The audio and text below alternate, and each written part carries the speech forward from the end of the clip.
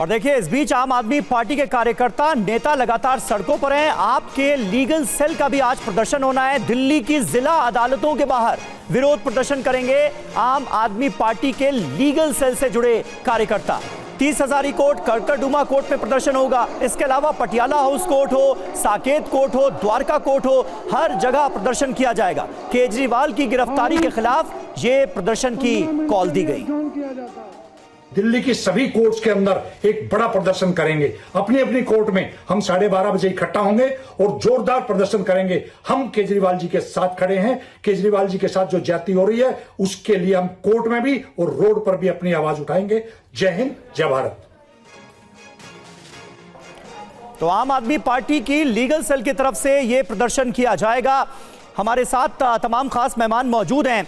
कुल मिलाकर अमिताभ जी, अब एक लड़ाई तो कानूनी तौर पर लड़ी जा रही है और दूसरी एक पॉलिटिकल परसेप्शन भी बनाने दिखाने की कोशिश हमें नजर आती है। लेकिन कानूनी पहलू पर ही अगर हम बात करें, अब ये जो PIL का मामला सामने आया है, आपको लगता है कोई गुंजाइश है जिस कानून में जिसके चलते अरविंद केजरीवाल को कस्टडी में रहते हुए अपने मंत्रियों को निर्देश देने से रोका जा सके?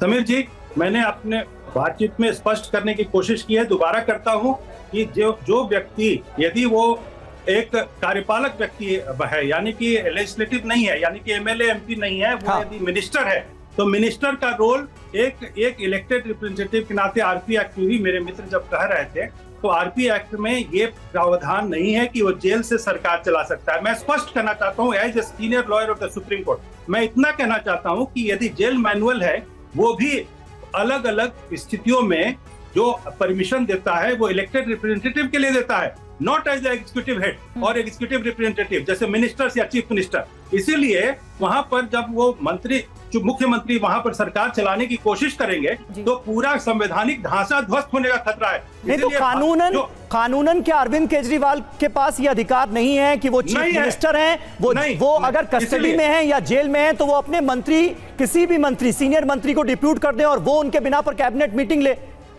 नहीं, कैबिनेट मंत्री ले सकता है कोई भी डिसीजन यदि वो ऑफिशिएट करे किसी को एज चीफ मिनिस्टर, लेकिन ये एक्टिंग चीफ मिनिस्टर वगैरह की स्थितियां नहीं है RP एक्ट में। और दिल्ली सरकार का मैं एक बात स्पष्ट कर रहा हूँ, दीजिए एक मिनट।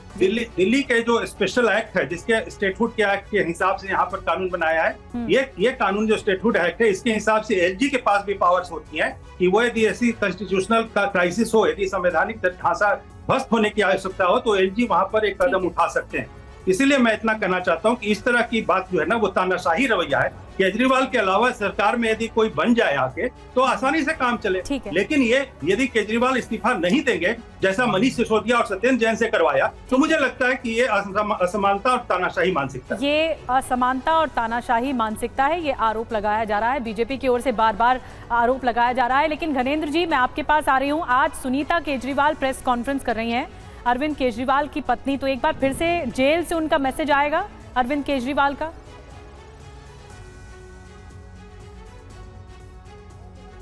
कर रहा हूं, दिल्ली के तमाम लोग इंतजार कर रहे हैं कि सुनीता केजरीवाल जी 12 बजे प्रेस कॉन्फ्रेंस में कौन सा खुलासा करने जा रही हैं जो अरविंद केजरीवाल से जुड़ा हुआ है, जो इस सो कॉल्ड एक्साइज स्कैम से जुड़ा हुआ है। और मैं फिर कह रहा हूं भारतीय जनता पार्टी के लोगों को कि ये अभी तक ये नहीं बता पा रहे, और आप भी नहीं सवाल पूछ रहे कि शरद रेड्डी से 60 करोड़ रुपए क्यों लिया। शरद रेड्डी भी सो कॉल्ड एक्साइज स्कैम का एक आरोपी है। 60 करोड़ रुपए आपने शरद रेड्डी से लेके उसको बेल करा दी। एक और एक्यूज था मुकांता राघव रेड्डी, वो बीजेपी की मदद से NDA का उम्मीदवार है लोकसभा चुनाव का। तो ये पूरे का पूरा जो तथाकथित शराब घोटाला सो कॉल्ड एक्साइज स्कैम है, ये भारतीय जनता पार्टी का किया हुआ है। अभी तक उस समय के जो लेफ्टिनेंट गवर्नर थे अनिल बैजल, जिन्होंने इस पॉलिसी को साइन करा, उनके पास कोई नहीं गया पूछताछ करने के लिए। क्या अनिल बैजल से पूछताछ नहीं होनी चाहिए? चीफ सेक्रेटरी और जो उस समय के फाइनेंस सेक्रेटरी थे, उन्होंने फाइल पे साइन करा, उनसे कोई पूछने नहीं गया। JP नड्डा ने 60 करोड़ रुपए लिए रिश्वत, उससे शरद रेड्डी से, JP नड्डा से कोई पूछताछ करने नहीं जा रहा। ठीक है, बीजेपी से आपने सवाल उठाया, अब जवाब लेने की बारी है। अनिल जी, आप किस तरह से जवाब देंगे जो सवाल उठाए गए हैं शरद रेड्डी को लेकर? देखिए, अब इन्होंने नैतिकता के साथ साथ अब इन्होंने झूठ बोलने का भी और धमकाने का भी काम कर दिया है। जिस तरीके से अभी चैनल पे आम आदमी पार्टी के प्रवक्ता सभी को धमका रहे हैं, ये इनकी सोच है, किस तरीके से नीचे जा सकते हैं। जहां तक इलेक्टोरल बॉन्ड का इश्यू है, आपको जानकारी दे दूं, 14,000 करोड़ रुपए वो विपक्षी पार्टियों को मिले हैं, जिसमें आम आदमी पार्टी को मिले, कांग्रेस को मिले, टीएमसी को मिले हैं। ये इनको हिसाब देना चाहिए कि जो 14,000 करोड़ रुपए इनको मिले हैं वो कब वापस कर रहे हैं। और इनको एक समझ आनी चाहिए कि रिश्वत और इलेक्टोरल बॉन्ड से ट्रांसपेरेंट स्कीम के थ्रू है, उसमें फर्क है।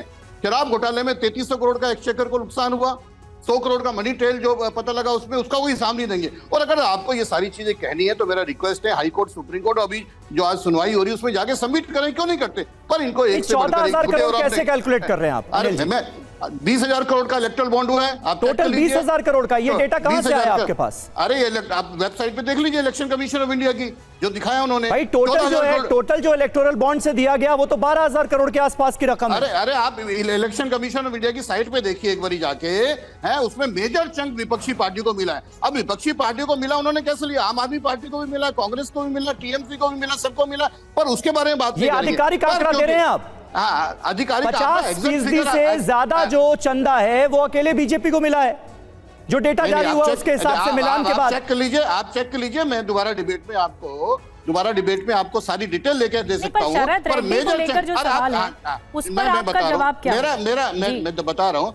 देखिए, एक चंदा मिलता है इलेक्टोरल रोड से, बैंक में मिलता है, और एक जो 100 करोड़ रुपए की रिश्वत खाई जाती है शराब घोटाले में, उस पर यह बात नहीं करेंगे। अगर इनको लगता है इलेक्टोरल बॉन्ड से सब पार्टी को चंदा मिला है और इसका इस केस से संबंध है, तो जाके हाईकोर्ट में अपनी पिटीशन उसमें जवाब दें, क्यों नहीं दे रहे? पर वहां नहीं करेंगे, मीडिया में सनसनी फैलाएंगे, ये आतंकवादियों से मिलेंगे, खालिस्तानियों से मिलेंगे, पर ये उसकी बात नहीं करेंगे। आप ये बताइए, 3300 करोड़ का एक्सचेकर को दिल्ली सरकार को नुकसान हुआ, उस पर क्यों नहीं बात करते हैं? ठीक है अनिल जी, जल्दी से हमें विधानसभा का रुख करना होगा क्योंकि कुमार कुंदन बहुत देर से इंतजार कर रहे हैं, विधानसभा के बाहर ही इस वक्त मौजूद हैं। कुमार, जरा बताइए किस तरह से हंगामा बरपा हुआ जिसके बाद सदन को एडजर्न करना पड़ा शुरू होते ही?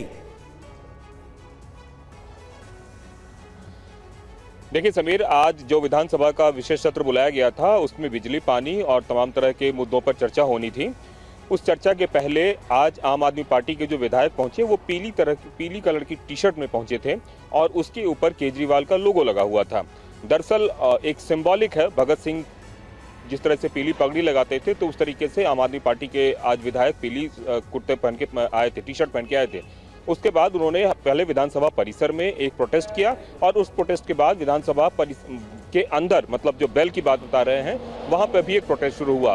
उस पर भारतीय जनता पार्टी के जो विधायक थे उन्होंने हंगामा शुरू किया और उनका कहना था कि मुख्यमंत्री कहाँ है, अरविंद केजरीवाल कहाँ है, और जानबूझ के ये करने की कोशिश की उन्होंने। उनका ये कहना था कि मुख्यमंत्री कहाँ है इसके बारे में बताया जाए। स्पीकर रामनिवास गोयल ने स्पष्ट किया कि यदि मुख्यमंत्री सदन में हो या ना हो, सदन की कार्रवाई चलती रहेगी। ऐसा पहले भी हुआ है कि मुख्यमंत्री अगर सदन में ना हो फिर भी सदन की कार्रवाई सुचारू रूप से चल सकती है। इसको लेकर हंगामा हुआ और हंगामा इतना बरपा कि विधानसभा अध्यक्ष को सदन की कार्रवाई थोड़े समय के लिए रोकनी पड़ी है और दोबारा से सदन की कार्रवाई अब शुरू हो रही है। तो निश्चित रूप से बीजेपी के विधायक बार बार ये कह रहे थे कि अरविंद केजरीवाल के बारे में पार्टी स्टैंड क्लियर करे और दूसरा मुख्यमंत्री कौन है इसके बारे में भी पार्टी बताए, और जिस तरीके से अरविंद केजरीवाल पे आरोप लगे हैं वो इस्तीफा दें।